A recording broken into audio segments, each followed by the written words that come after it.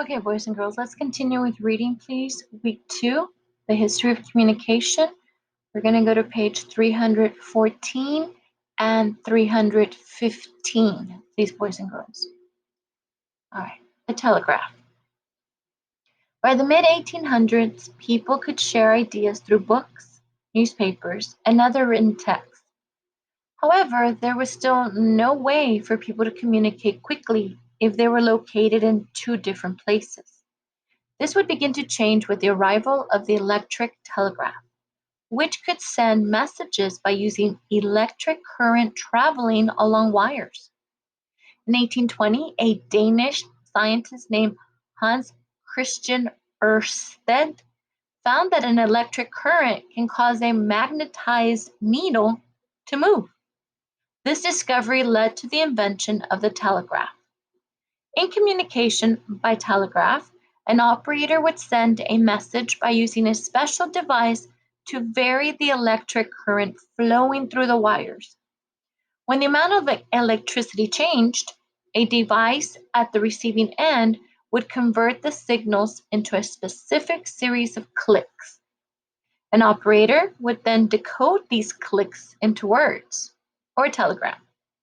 A number of inventors created early telegraphic devices, but the American painter and inventor Samuel F. B. Morse is credited with making the first practical telegraph in 1837. Morse received a U.S. patent for it in 1840. However, Morse's invention built upon years of research and experiments by people who came before him. The telegraph became an important way to send information quickly to different locations. Reporters used the telegraph to send stories to their newspapers. Armies on both sides of the American Civil War, 1861 through 1865, also relied heavily on the invention. The number of telegrams sent in the United States reached its peak in 1929 when more than 200 million were transmitted. Samuel F. B. Morse.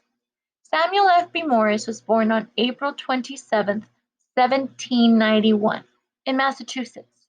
He received the patent for the first successful electric telegraph in the United States in 1840.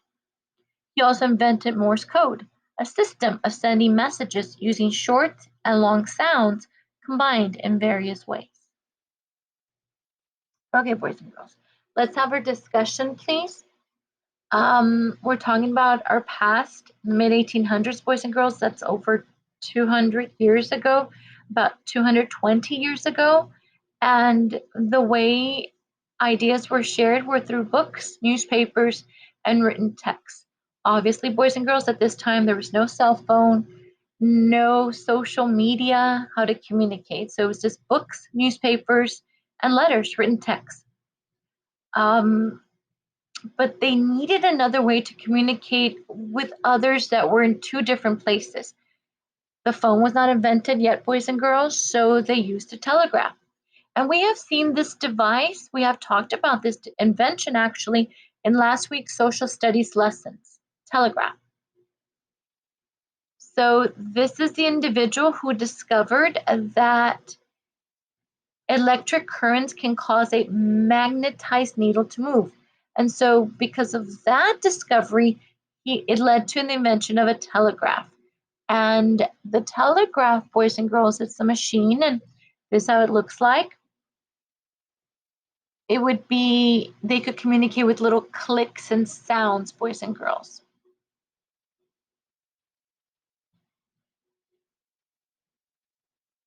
Okay, and Samuel F. B. Morse, he's the one who invented his Morse code. He's the one that made the first practical telegraph in 1837. And by 1840, he received a patent. And boys and girls, if you remember, a patent for an invention, you are the only one who is allowed to make or sell the invention.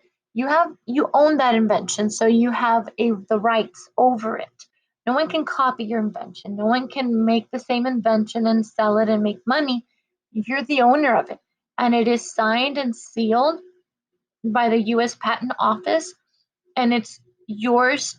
Your invention is yours. No one else can use it. No one else can steal it. No one else can copy it. Okay. And the Morse code, boys and girls, this is how it looks like. With the telegraph machine, with the clicks and the sounds and the short and the long sounds, it would translate into letters. So these little dots and lines, it would be like a short sound, a long sound, a long sound, a short, short, short sound. And that is how the person that knew how to use a telegraph machine knew how to read these sounds, boys and girls. These sounds meant letters, and when they would put the letters together, it would create words and sentences. So you can see here, these examples, that's what these sounds meant, these words, boys and girls.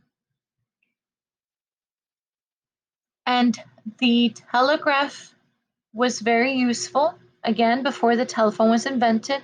And it was used, boys and girls, during the American Civil War. So it was extremely useful. And that is how people could communicate during this time of war, boys and girls. At this year, there were more than 200 million telegraphs were being transmitted. Telegrams were being transmitted. That is a huge number, boys and girls. And voice transmitted means that they're sending it from one place to another.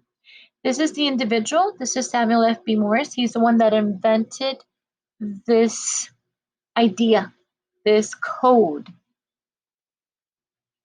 It's still used today in some locations, especially if they want to be secretive about their messages, like spies maybe. But yeah, this was the telegraph machine, boys and girls. Thank you, boys and girls.